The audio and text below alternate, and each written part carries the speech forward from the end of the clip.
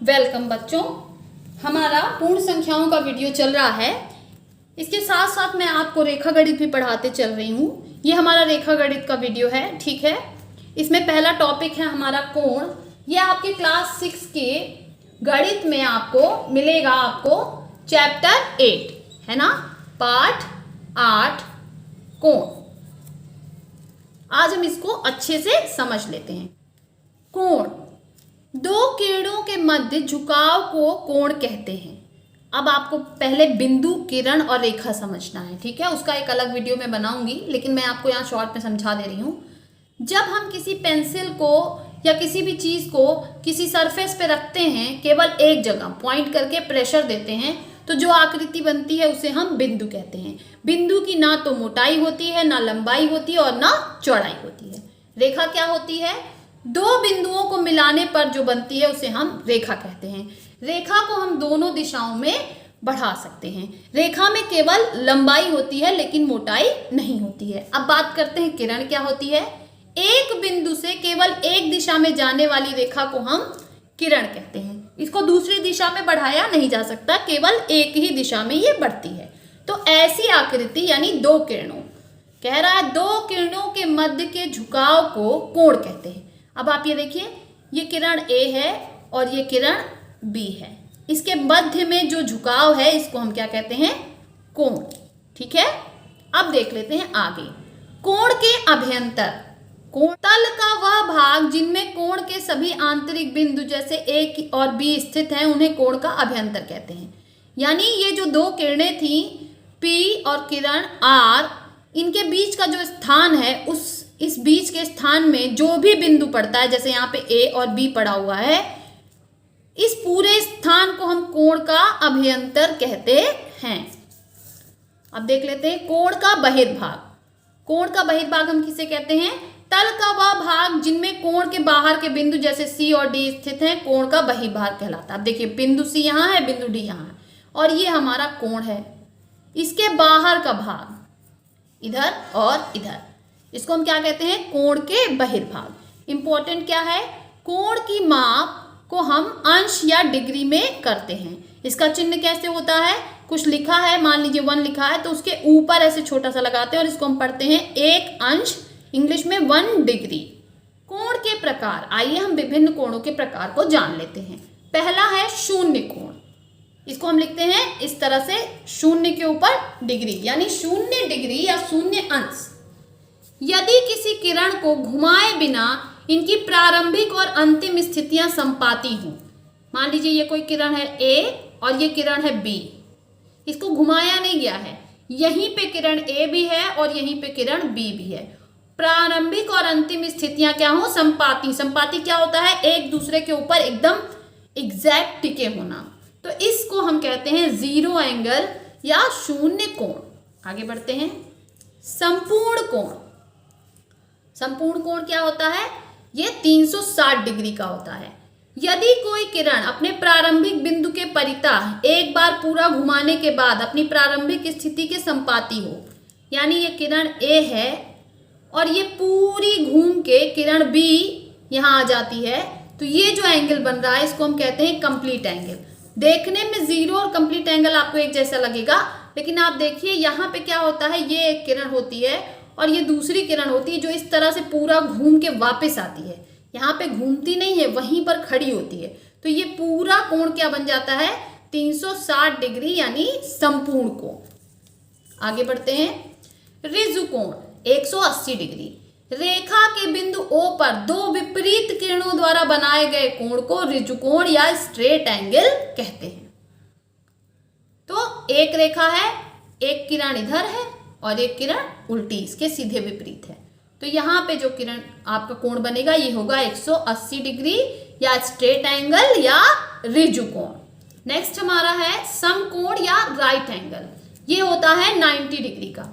एक दूसरे पर परस्पर लंबवत किरणों से बना कोण, यानी कोई रेखा है OB किरण है, इसके ऊपर एकदम लंबवत यानी एकदम सीधी OA रेखा है, तो यहाँ पे ये जो कोण बना है ये होगा 90 डिग्री का और इसको हम पढ़ेंगे समकोण या राइट एंगल। आगे बढ़ते हैं। न्यून कोण या एक्यूट एंगल। वह कोण जो शून्य कोण से बड़ा परंतु समकोण से छोटा हो। शून्य कोण से बड़ा हो लेकिन समकोण यानी 90 डिग्री से छोटा हो, यानी 0 डिग्री से लेकर 90 डिग्री के बीच में जितने भी कोण आएंगे वो क्या होंगे, न्यून कोण। जैसे 15 degree, 30 degree, 60 degree, 65 degree, 70 degree, 80 degree, 85 degree, ये सारे कोण कैसे होंगे, न्यून कोण। यहाँ चित्र में देखिए आपको एक न्यून कोण दिखाया गया है, ये OA OB के बीच में बना हुआ कोण है। आगे देखते हैं अधिक कोण। अधिक कोण क्या होगा, ऑब्ट्यूज एंगल। न्यून कोण को हम कहते हैं एक्यूट एंगल और अधिक कोण को कहते हैं ऑब्ट्यूज एंगल। ऑब्ट्यूज एंगल क्या होगा, 90 डिग्री से बड़ा यानी समकोण से बड़ा और ऋजु कोण से छोटा, यानी 90 डिग्री से बड़ा होगा लेकिन 180 डिग्री से छोटा होगा। अब यहाँ पे आप देखिए ये कोण 90 डिग्री से बड़ा है, 90 होता तो यहाँ जाता, यानी इसके और इसके बीच में पड़ने वाले सारे कोण क्या हो जाएंगे, अधिक कोण।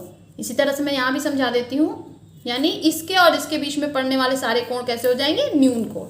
उसी तरह से इसके और इसके बीच में पड़ने वाले सारे कोण कैसे हो जाएंगे, अधिक कोण।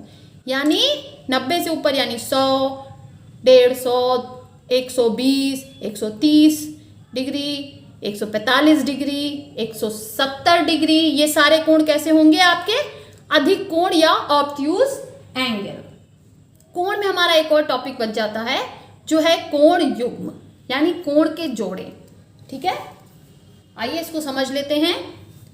कोण युग्म में एक उभयनिष्ठ शीर्ष अवश्य होना चाहिए, जो जहां से दोनों कोण बन रहे हो, मतलब एक ऐसा ज्वाइंट होना चाहिए जहां से जुड़े हुए दोनों कोण बनते हैं। उभयनिष्ठ शीर्ष पर भिन्न प्रकार के कोणों के जोड़े बन रहे हैं। इन कोणों के जोड़ों को युग्म कहते हैं, कोण युग्म कहते हैं। देखिए यहाँ पे ये वाला कोण है आपका जो नीले रंग से दिखा है, फिर ये वाला एक कोण है जो गुलाबी रंग से दिखा है, ये दोनों एक दूसरे के क्या हैं, युग्म। यहाँ पे देखिए, यहाँ पे भी आपको एक नीला वाला कोण दिख रहा है और इधर उभयनिष्ठ शीर्ष पे ही एक गुलाबी वाला कोण दिख रहा है, तो ये दोनों भी कोण कैसे हैं, कोण युग्म। इसके टाइप्स होते हैं कोण युग्म के। पहला है आसन्न कोण। ऐसे कोण युग्म जिनका एक उभयनिष्ठ शीर्ष हो और उनकी उभयनिष्ठ भुजा के विपरीत भुजाएं OA और OC स्थित हो। ठीक है, जैसे उभयनिष्ठ शीर्ष O हो गया और इसके विपरीत में OA और OC स्थित हो। ठीक है, तो ये उभयनिष्ठ भुजा है OB और इसके विपरीत में एक OA है और इसके विपरीत में एक OC है। तो ऐसे कोण को हम क्या कहेंगे, एक दूसरे के आसन्न कोण। दूसरा कोण युग्म है हमारा रैखिक युग्म। आसन्न कोण के ऐसे युग्म जिसकी भुजाएं OA तथा OB विपरीत किरणें हों। ठीक है, आसन्न भुजा हमारा क्या है, OC है और इसके OA और OB एक दूसरे के ठीक विपरीत किरण हैं, तो इनको हम कहेंगे रैखिक युग्म। और इनकी एक क्वालिटी होती है कि इनका योग दो समकोण यानी 180 डिग्री के बराबर होता है, यानी इसका योग क्या होता है, 180 डिग्री। नेक्स्ट हमारा है शीर्षाभिमुख कोण। जब दो रेखाएं एक दूसरे को प्रतिच्छेदित करती हों तब इनसे बने दो कोणों को जिनमें कोई उभयनिष्ठ भुजा न हो शीर्षाभिमुख कोण कहते हैं। देखिए अब ये एक किरण है और ये दूसरी किरण है, इन्होंने एक दूसरे को प्रतिच्छेदित कर दिया। अब ऐसे दो कोण जिनके बीच में कोई उभयनिष्ठ भुजा ना हो, अब 1 और 2 के बीच में ये उभयनिष्ठ है लेकिन 1 और 3 के बीच में कोई भी उभयनिष्ठ भुजा नहीं है, तो कोण 1 और कोण 3 कैसे हो जाएंगे, शीर्षाभिमुख, यानी एक दूसरे को शीर्ष दिखाते हुए। इसको याद रखने का तरीका है एक दूसरे को मुंडी दिखाते हुए। ठीक है चलिए आगे बढ़ते हैं।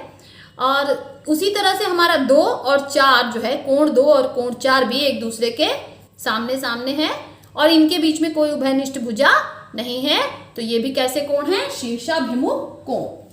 कोटिपूरक कोण या कॉम्प्लीमेंट्री एंगल्स। यदि दो कोणों का योग 90 डिग्री हो तो उन दोनों कोणों को हम एक दूसरे का पूरक कोण कहते हैं। जैसे आप यहाँ पे देख सकते हैं, ये 60 डिग्री है और ये 30 डिग्री। 60 डिग्री प्लस 30 डिग्री क्या हो जाएगा आपका 90 डिग्री। तो ये दोनों कोण कैसे हैं, पूरक कोण या कोटिपूरक कोण या कॉम्प्लीमेंट्री एंगल्स। तीनों नाम एक ही हैं। समपूरक कोण या सप्लीमेंट्री एंगल्स। यदि दो कोणों का योग 180 डिग्री हो तो वो दोनों कोण एक दूसरे के संपूरक कोण होते हैं या सप्लीमेंट्री एंगल्स होते हैं।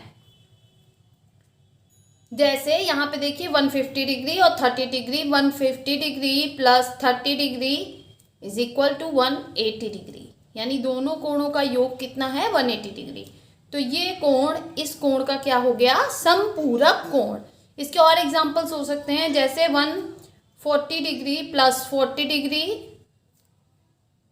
110 डिग्री प्लस 70 डिग्री, ये दोनों भी एक दूसरे के क्या होंगे, समपूरक कोण।